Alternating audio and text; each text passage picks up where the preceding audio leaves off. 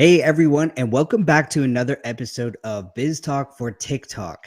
Today we're going to be talking about one of the top questions in, personal human existence and our experiences, and is the question, are you happy?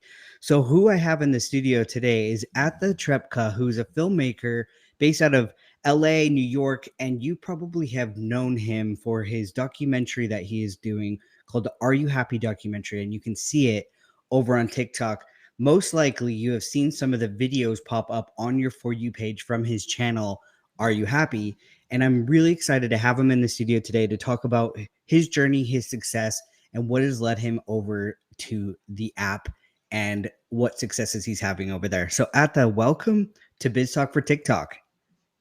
Hey, Kyle, thank you so much for inviting me. It's a pleasure to be here. Absolutely. First things first, I like to give my guests something a little bit more background because we could dive into who we're all really excited to talk about is TikTok. But I want to know a little bit more about you. Tell us a little bit more about who you are and some of your experiences so far. Well, I'm a filmmaker. I've worked for some of the largest studios in the world, largest brands in the world as a director. And recently I created my own personal documentary series called Are You Happy? That's blown up on social media. Right now we have just about 3 million followers within a year period. So it's a really exciting time for me. I've also been able to create a creator content creation agency that uses the insights I've gained from building a social media following, working with some of the largest brands in the world to create content. I created this content creation agency to help brands and businesses also grow their social media presence, because a lot of brands and businesses understand the power of social media, but they don't yet have an in-house creator. They don't really have an editing team or a video team. So my agency kind of fills that gap. So it's been a lot of fun growing on TikTok and also creating this business, which I started in April, but it's been very successful ever since. That's awesome. So you do all outside of the documentary. You're doing all sorts of fun things, working with a lot of brands and helping them be able to be more creative and bringing that aspect to their company as well, which is exciting because a lot of people who listen to my show are in that field, are listening to get inspired on how to come to things like that. So this is beneficial as well to hear a little bit more about that. So then you wanted to, you kind of you thought about this documentary. Where did this documentary come from? Like, where were the thoughts there? Yeah, I believe that every single stranger has a story. Well, it's not even something I believe, it's true. You know, every person that you see on the street, Right. every car that drives by is filled with people that are living a life just as complex as yours. And you know, it's easy to forget that because you get wrapped up in your own life. And I thought it would be really interesting if you made a documentary series or a video series that kind of showed that and gave these strangers a platform to share their story.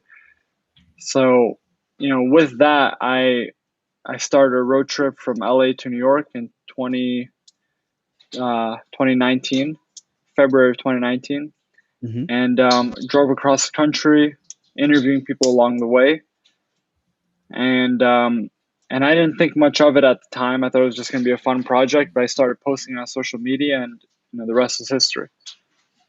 Yeah, I mean, I've seen countless of your videos pop up on my For You page, and that's kind of how I got involved to wanting to learn more because I was really inspired by it. And I love your thinking there of everybody has a story, because 100% true. A little bit more about my background too. I worked in healthcare for a long time. I was a respiratory therapist, and I did work in a long-term care setting, and I did ask a lot of people that were even in their dying days and just asking them questions about their life.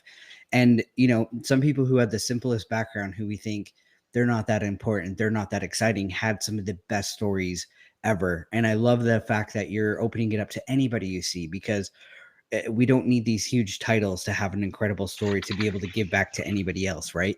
So I love your vision there and everything like that. So you kicked this off. Was it in 2019 you started posting, or that's just when you kind of Now, started going with in your? 2019, I started recording, Okay. and I had worked for like I mentioned, I worked for Warner Brothers, worked for a couple production companies, and typically somebody in my position will pitch an idea to a production company or a studio, and then get funding to create it, and then you're just creating it with that company.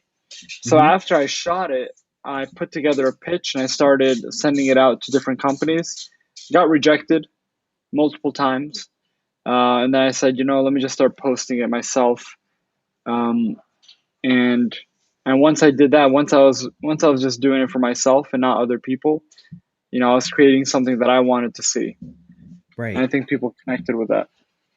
No, that's really cool. So did you first decide to post on TikTok, or did you start in on other platforms first? I actually started on TikTok. My brother was using it at the time. I had never seen it, used it before, and I saw he was posting some content, and one of his videos got like 50,000 views, just a random video. And I said, "Oh, Hmm. let me check out this app," and then I just downloaded it just to watch videos. And Yep. then I thought, what if I just start posting the best clips of the interviews that I did? And so I posted 3 videos back to back, and then Hmm. I kind of forgot about it. And then I Right. checked in like a few hours later, and each of the videos had like over 300 views.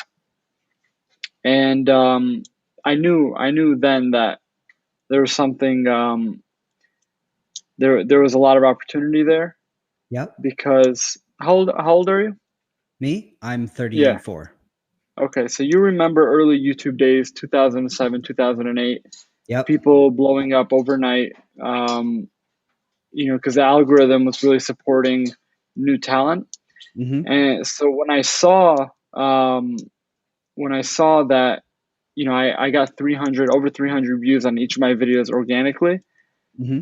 it brought me right back to the early days of YouTube, and I was like, okay, I see what I have to do here. I understand how the algorithm works. I understand what I have to do. And so ever since then, I've been posting. That was April 6th. I started posting April 6th, 2020. And Yep. then ever since then, I post a minimum of once a day, every day. Okay. Um, and then within a week of posting, one of our videos hit 7 million views. So it's kind of um, a no brainer to continue. Absolutely. So were you even like in the beginning, obviously people dream and hope for these virality, like these viral videos, but were you still excited and saw the vision there when you saw, getting 300 views just off the bat? Yeah, that was a big win for me. Right. That was a big win. I ran downstairs to my brother. I said, I'm gonna blow up on TikTok. I knew exactly how I was supposed to do it.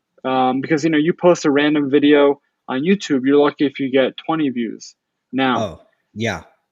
But I remember in 2008, when I would make videos, you would see that just organic spike. Hmm. I never had a viral moment at that age, but when I saw it happen on TikTok, I said, okay, I understand what this is. Yeah, so it was like my colleague and I that work for Project Z, our agency, he always says that it's like seeing the same movie. So basically he watched the movie of YouTube and how it works. And he said it's almost like a Spider-Man reboot in a way that TikTok was the same thing. Like you could see the early vision where it's gonna Yes. go, and that's why we started our agency to like work with TikTokers, because on the YouTube side, he exclusively represent PewDiePie, which is the largest YouTuber on earth. And then we decided how can we transform this and work with TikTok creators. So it's kind of interesting that you saw that too with your videos and said, okay, this is definitely the new platform. This is where the traction is. Let's go ahead and go. And you told your brother, I'm going to blow up on TikTok. I love that. You already knew that right away. And Oh, I knew what right away. was he also on board? Was he supportive of you during that time? Yeah. After that, I set up like a long table in my bedroom, Hmm. and he would be on one end of the table, and I would be on one end, and we would just work all day. That was about 3 months straight where we just worked together. Mm-hmm. And then uh, and I he ended up doing his own stuff. I ended up doing mine, but we still work together. Like that video that you mentioned earlier, Yep. he's actually the one who recorded that. Oh, wow. That's interesting. And, I wanted to kind of share that video as well because, you were at 1.5 million followers. And to this date, you're at 2.8 million followers for the whole channel, which is like, that's massive. Like, huge congratulations to you and your success so far. I already know you guys are going to grow much more than this, but I love that you said that this particular video really helped boost you almost a million followers. Was that like a million followers really came from this particular video? Yeah, it was about 1 million new followers within Wow, a 48-hour period. that's crazy. Yeah, insane. That's massive. I wanted to share that video because, for one, it is really powerful, but just to get, for the audience that does watch this later, to be able to see what that video is. And if you're listening to this on this podcast episode, go to the description notes. I will have a link directly to this video over on that TikTok, the Are You Happy TikTok channel, and you can see what video this is. But I wanted to play that for you guys now. So here it is. Quick question for a documentary I'm doing. Sure. The question is, are you happy? This is one of my bucket list items. I had a hip replacement and heart surgery a couple years ago, and this has been one of my goals. So I am very happy. And if you had one message to tell the entire world, what would it be? Well, there's a song by Toby Keith called Don't Let the Old Man In. It goes for the woman, too. You just can't, as you get older, I'm 72, you can't let the old person in. Thank you. What was your name? Susan. Susan? Yeah. DeBron, nice to meet you. Oh yeah, Nice one to last meet you. question. Okay. What would you say to someone that's struggling with happiness? Boy, I had severe depression at one time, and for me, the only thing that worked were meds. I don't believe in counseling too much. Perfect. That's good enough. Thank you. Susan. Yeah.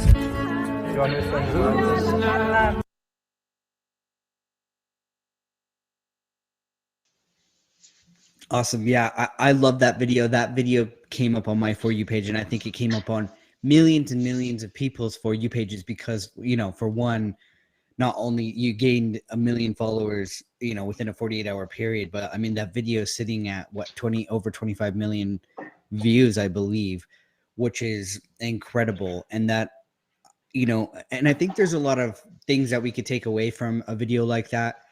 She is a normal person. She talks about things that people struggle with every day. Depression's a big one, mental health awareness, but we didn't have to hear it. That's what I love about the power of TikTok and your documentary is we don't need to hear it from people who are celebrities, just regular people we can connect to on a human level. And I think TikTok has really inspired that.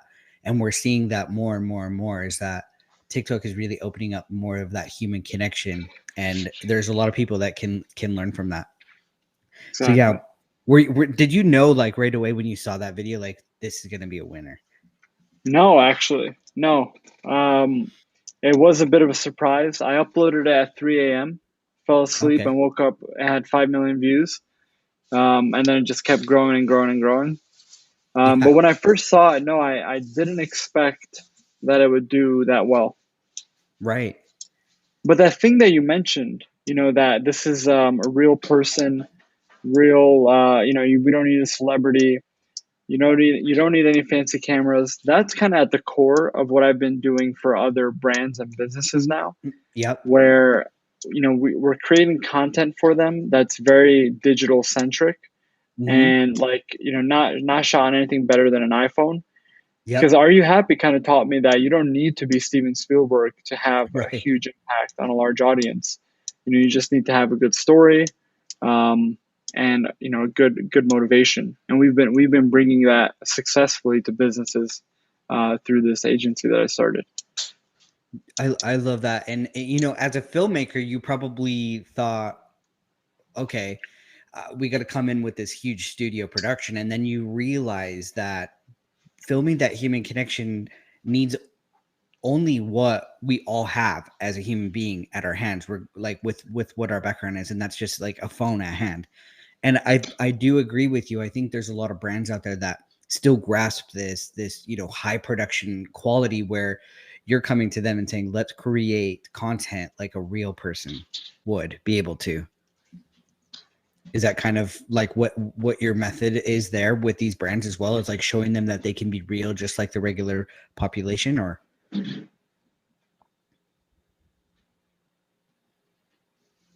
Sorry, Kyle, you broke up there for a second. okay, sorry, no problem. Can you hear me? One second here. Sure.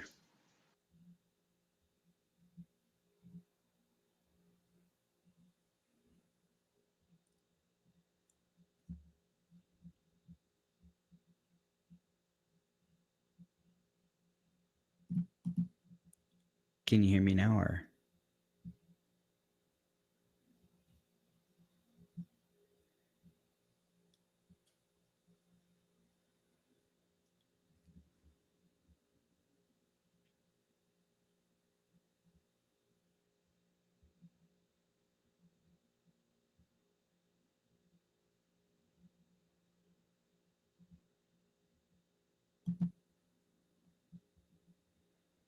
well, we lost him. Okay. If you guys are listening to this right now, I'm sure he'll be back.